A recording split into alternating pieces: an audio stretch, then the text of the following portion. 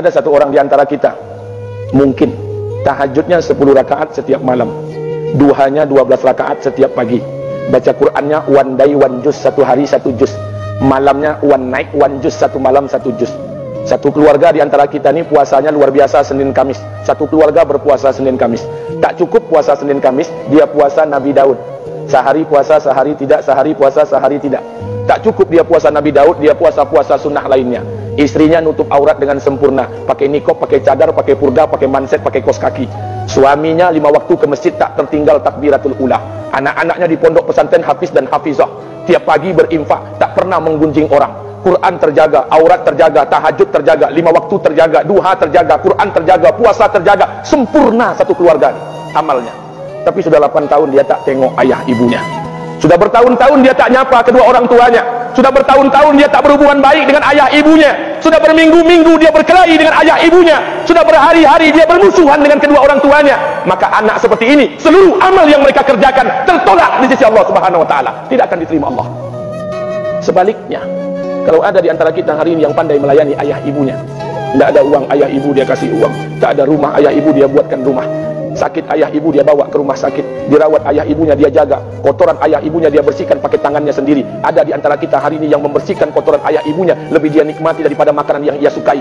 Begitu luar biasanya dia melayani ayah ibunya, tapi dia tinggalkan salat, dia injak-injak perintah Allah, dia tinggalkan perintah Allah dengan mutlak. Maka kebaikan satu orang anak ini kepada ayah ibunya seluruhnya tidak diterima Allah Subhanahu wa taala. Atau jangan-jangan inilah yang menjadi penyebab amal kita tak diterima Allah. Atau jangan-jangan inilah yang menjadi penyebab amal kita tertolak di sisi Allah. Kita sholat juga, kita sujud juga, kita puasa juga, kita ngaji juga, kita dengarkan ceramah juga. Maka oleh karena itu, Pak, Bu, ayah kita tuh tinggal di kampung, ayah ibu tinggal di kampung sana. Terkadang ayah ibu kita tak sekolah, SD, SMP, SMA tak tamat.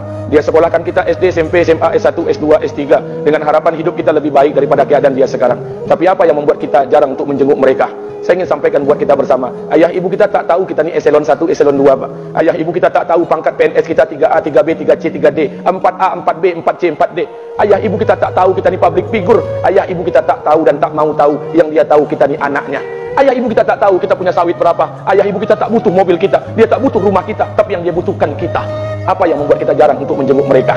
Tahun 2016 di Masjid Damai Langgeng, saya diundang ceramah di sana. Habis pulang ceramah, saya baca WA SMS. Ada seorang ustaz Pekanbaru kirimkan WA dengan saya. Saya baca 2 kali, air mata saya menetes. Kenapa? Karena WA itu berisi cerita satu orang ibu sedang menelpon anaknya. Ibunya nelpon anaknya.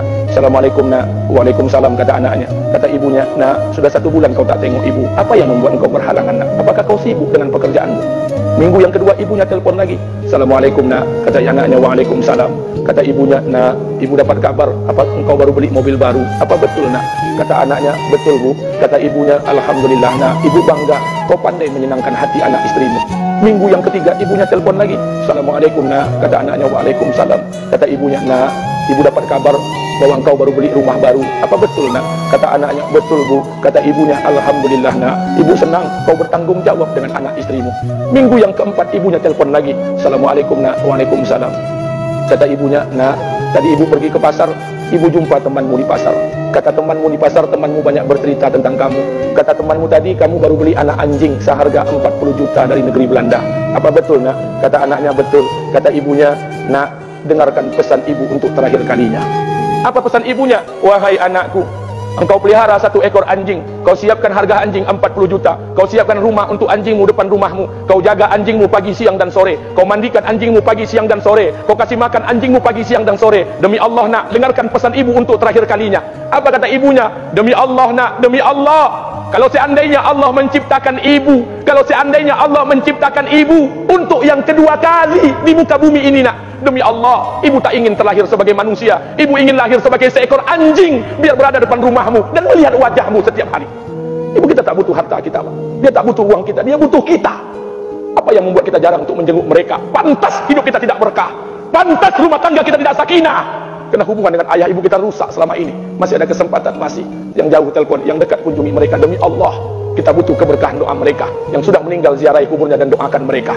Imam Asy-Syafi'i berkata, apa kata Imam Asy-Syafi'i? Manusia zalim, manusia bodoh, kalian tak tahu apabila ayah dan ibu kalian mengangkat tangan di malam hari, dia berdoa kepada Allah untuk anaknya. Doanya cuma sekali, malamnya cuma sekali, hanya sekali saja doanya.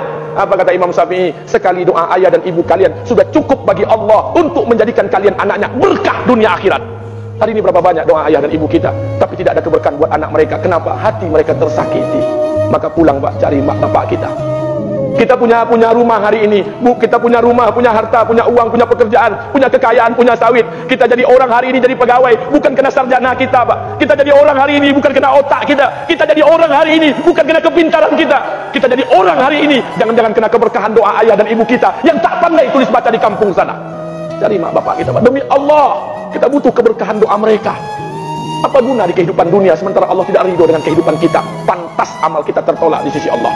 Maka pulang ke rumah cari mak dan bapak kita yang masih hidup, duduk bersama mereka. Kalau seandainya kita tak bisa membahagiakan mereka, jangan pernah menyusahkan mereka. Kalau seandainya kita tak bisa membuat mereka tertawa, jangan pernah membuat mereka menangis. Demi Allah, kita hanya punya satu ayah kandung, kita hanya punya satu ibu kandung. Tidak akan ada ayah kandung yang kedua, tidak akan ada ibu kandung yang kedua. Harta kita cuma satu, ayah kita cuma satu, ibu kita cuma satu. Tidak akan ada ayah kandung yang kedua, tidak akan ada ibu kandung yang kedua. Pangkat jabatan bisa dicari, harta bisa diraih, kesempatan membahagiakan ayah dan ibu kita hanya sekali di kehidupan dunia ini, Pak. Pulanglah. Ketika mereka memanggil, tinggalkan istri, tinggalkan pekerjaan, tinggalkan semua proyek kita. Demi Allah, datangi mereka. Kata Nabi, sesaat kalian duduk bersama ayah dan ibu kalian akan mendatangkan keberkahan. Kenapa kalian tidak duduk bersama mereka? Jangan-jangan inilah yang menjadi penyebab amal-amal kita tertolak.